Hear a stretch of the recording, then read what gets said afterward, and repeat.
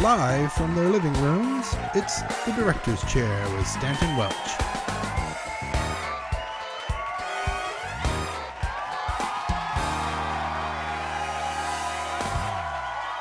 Hi everybody, it's Stanton Welch and we're here with another vlog, and today we have Connor Walsh with us here. Hello Connor, how are you? I'm great, Stanton, thank you. And How yourself? have you been? I'm good. How have you been keeping busy?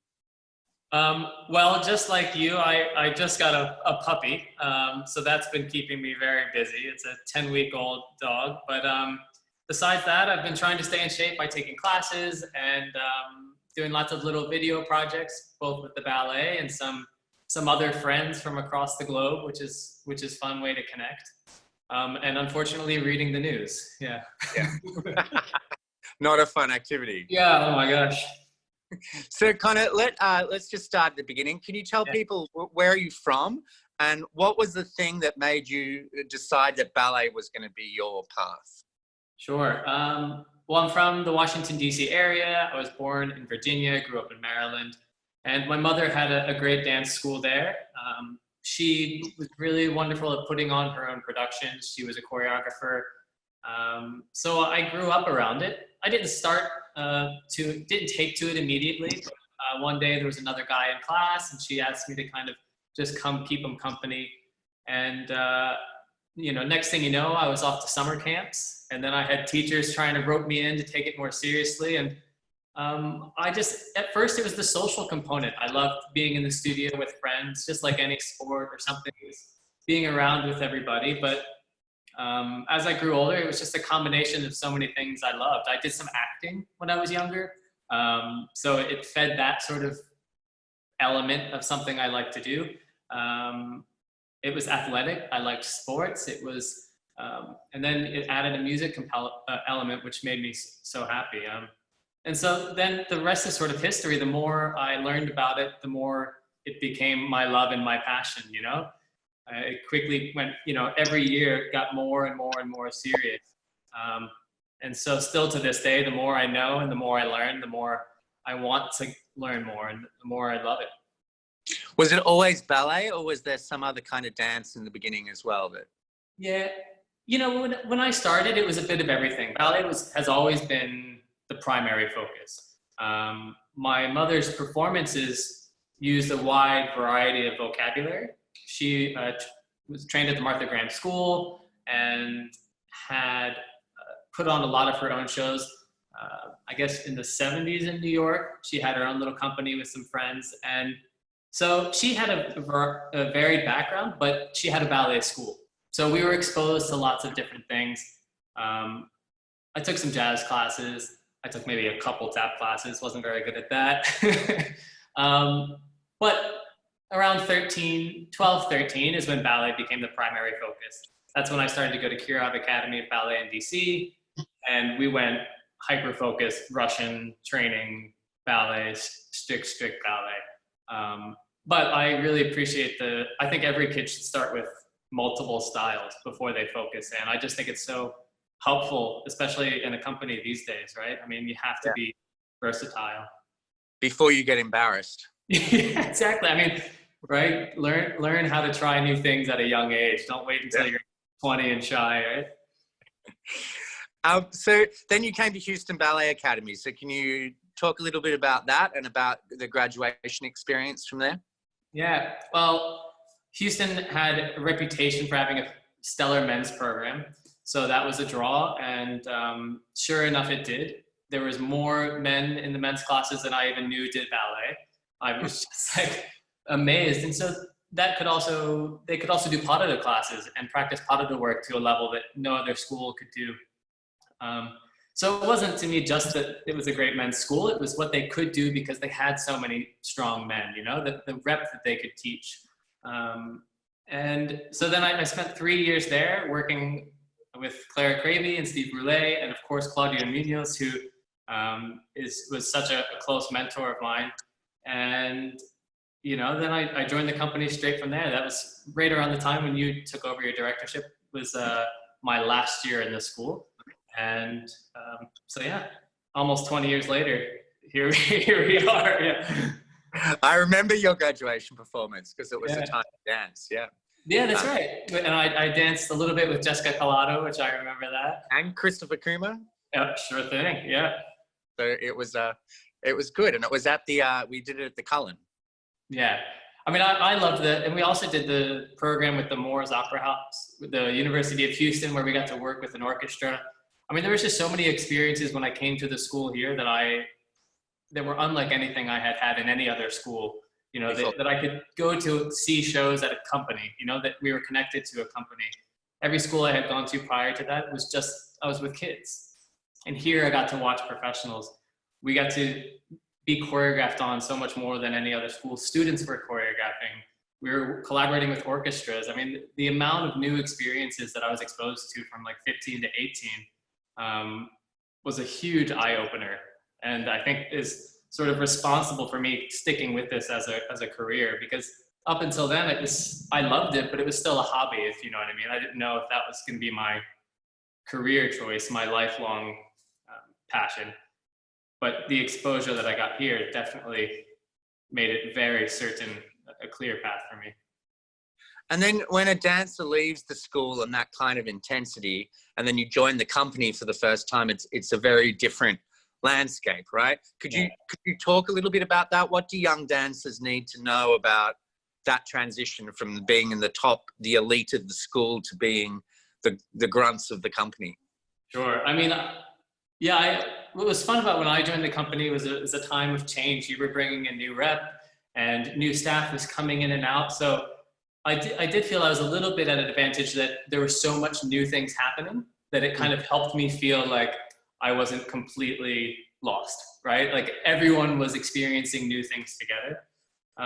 But the biggest shift immediately was that when in the school, somebody's kind of holding your hand all the way and telling you, you do this, you do that, and you do this. And then you get into the company and you think all the time you're doing the right thing, and you don't, because the company has so much work on their plate, you can't get the same minute by minute feedback that you do in the school. And so it's very easy to kind of get distracted or not realizing that you're not doing what you should be doing, or, you know, your attire in class, or how to communicate in a professional world, how to work with choreographers on a more adult level. You know, it was definitely a transition, but I think you just kind of have to dive in and swim. I mean, I always felt like when I joined the company, I was dropped into the deep end of the swimming pool, and you know, you just gotta kick and wave your arms around and see what keeps you afloat.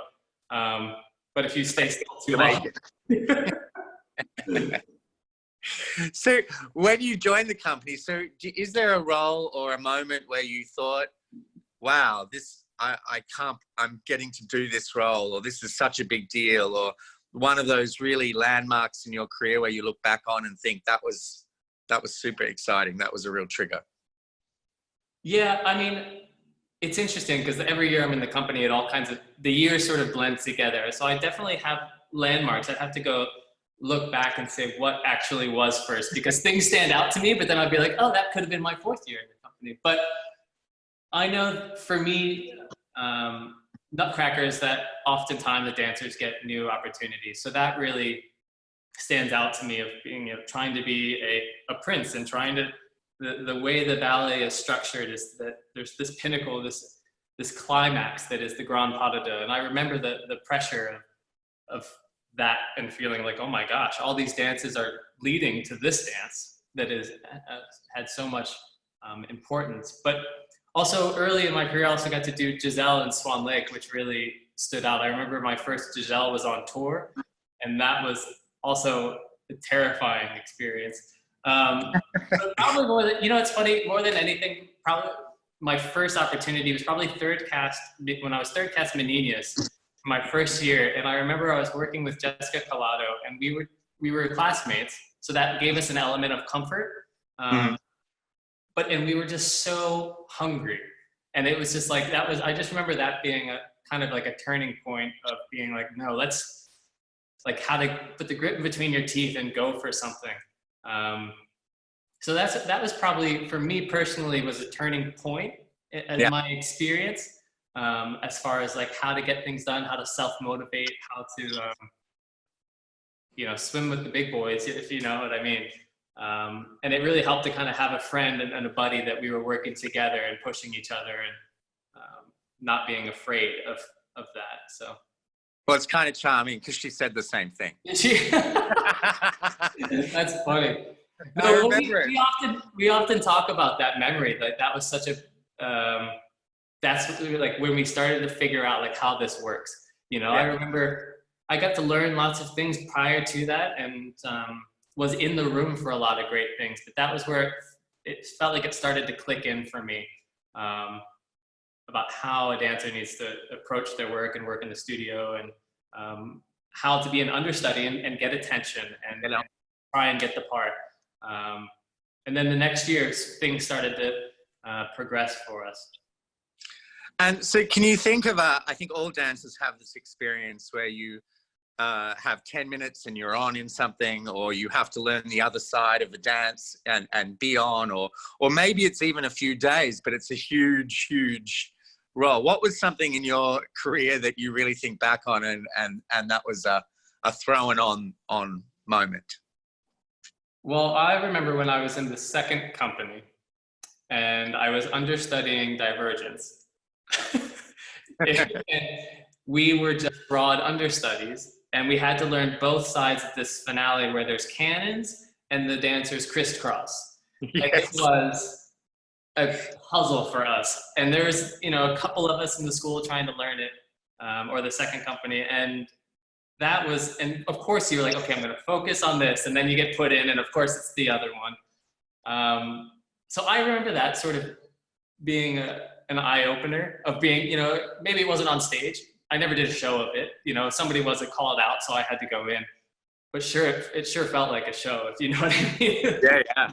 So that really stands out to me in the sense that where you think you're prepared and you're not at all prepared because when you're an understudy, you're constantly grabbing at pieces and playing catch up a little bit.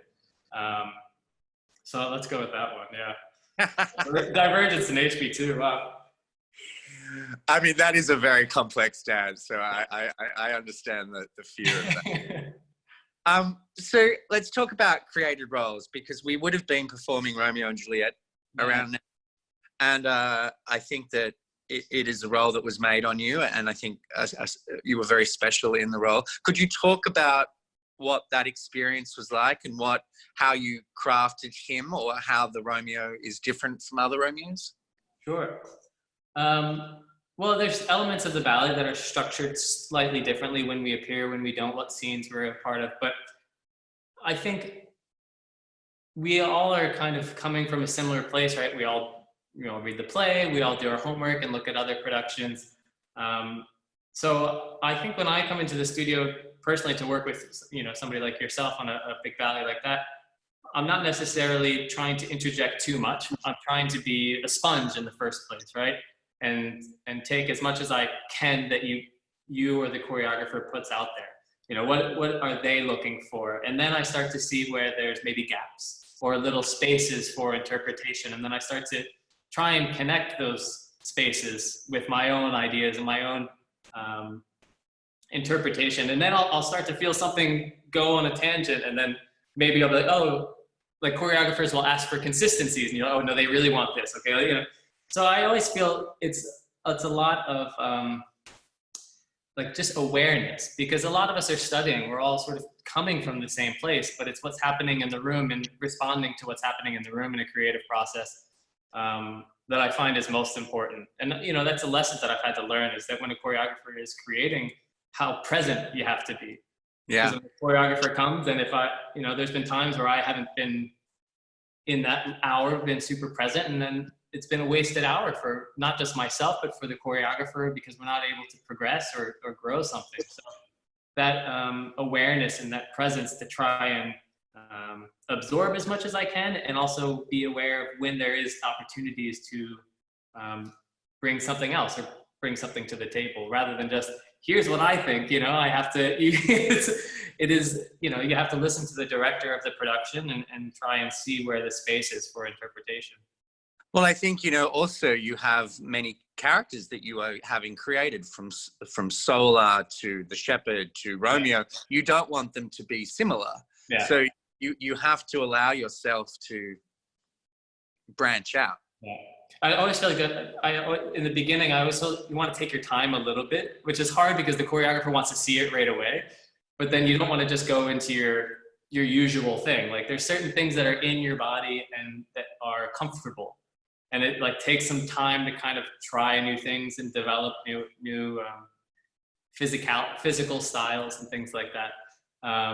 So there's like that balance of trying to take your time with it, but also present something right away for the choreographer to work with.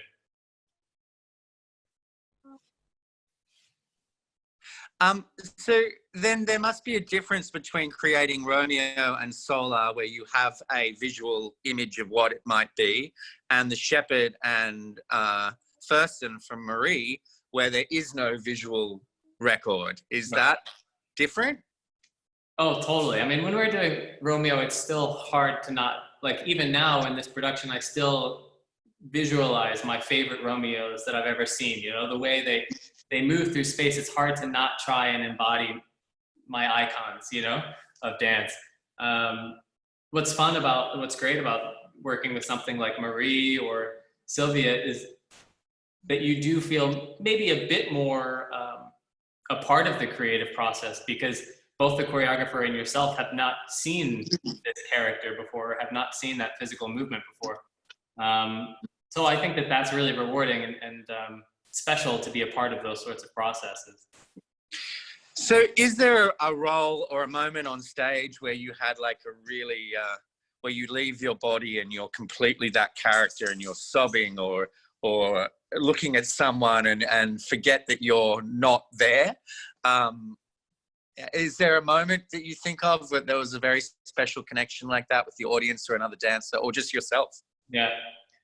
I mean, my favorite moments are the quiet moments when it's almost like you can hear a pin drop moments, you know, where you kind of, it's almost like the audience is empty. That's sort of my favorite moments, those little calm moments. And it's usually when not a lot is happening, maybe like an Albrecht Act 2 entrance where you're just walking and your mind kind of completely leaves and you forget you're performing. But on the flip side of that, I had this moment in your production of Le Bayadere that always stands out to me. When I walked Gamzati upstage and two gentlemen take her with some leaps forward, and she goes into this big attitude balance, and her costume is sparkling, and there's all these people and all these dramatic poses around, and I get to just stand there like in the back. And every time I just have this wow moment of like, wow, this is what I do for a living. You know, like that moment where you just say, because you kind of get consumed in it a lot, you know, you don't get to often take a moment on stage and go, like, wow, this is what I do for my life. And every time I have Bayadere, I wasn't sure if it was just at the Wortham, but when I did it in Sydney, I had that same moment. I was like, oh my gosh, like I am here at the Sydney Opera House doing this. And there's just something about the way it's lit, the way the costumes reflect, and it's like this frame of dance in front of me. And you just, you know, like if you were shooting a movie, like that's where I would shoot it from. And yeah, I just really treasure that moment every time. And it happens every time I've done a show of it, where you just say, wow, you know, like this is what an amazing thing I'm doing. So that leads us to the last question, and this is a hard one to answer. But what is the definable, what does it feel like to have a live audience there with you? As a dancer, you often can feel it. Can you describe that interaction? What is that sense between us and the audience? I mean, sometimes on stage, I am just amazed at how much the brain can do at one time, right? Like, you know, when you're how can I be aware of the audience? How can I think about my mom over there, the critic over there, the audience over there, all these things are happening, yet you're still performing and you're still also present in the moment of performance.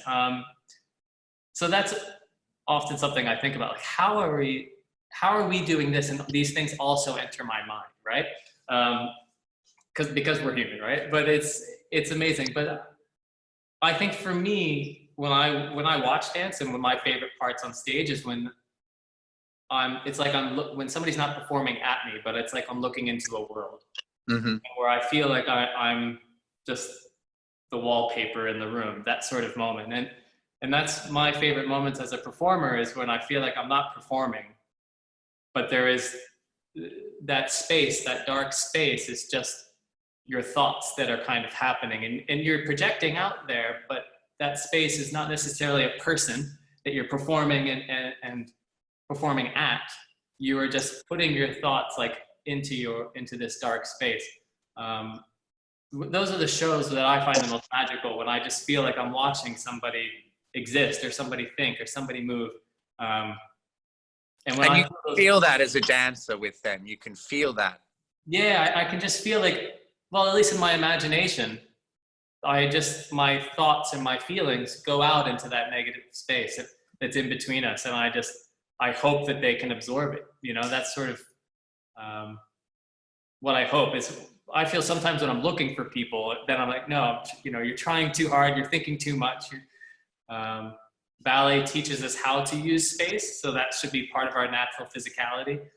But it's when I almost forget that I feel like I'm able to communicate the clearest in a strange way. Yeah, like you're not really there. You're experiencing it for the first time. Yeah. Yeah. Well, thank you very much for joining us, and stay safe. Thank you. You too. You too. See you next week. Yeah. All the best, everyone. Take care.